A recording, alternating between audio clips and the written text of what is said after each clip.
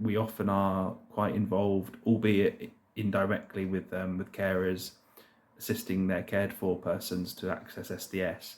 It's a common feature in my day-to-day work, and I wasn't too confident about the process and how it should be run and good practice.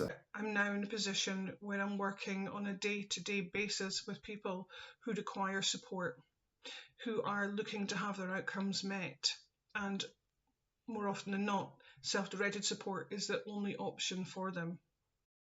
Like, it formalised a lot of the learning that I'd picked up sort of informally, self-taught, whilst I was working in an SDS independent support type role. The course has really reinforced new learning and also clarified a few questions I had about how SDS is meant to operate and just how to achieve good practice, basically. I think what I've learned most of all is the sheer volume of flexibility that should be involved in making decisions when it comes to self-directed support, and also about having a more positive outlook and knowing what's in your community, what's actually already there and available. The course itself's been really well structured. The units are split up into very logical sections.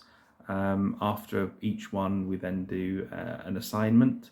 There is quite a lot of work involved, but that's alleviated because the tutors are really accessible and really friendly and open to receiving any kind of questions or feedback. I think you have to be aware of the time, the commitment you have to give to complete the course.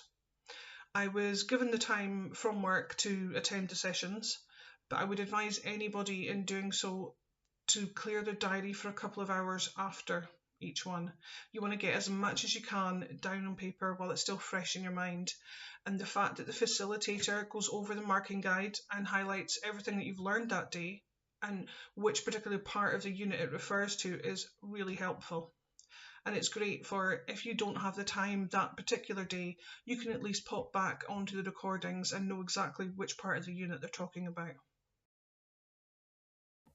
I guess one of my favourite aspects of the whole course was the peer learning and the peer support, so that time to be with other people doing jobs like yours.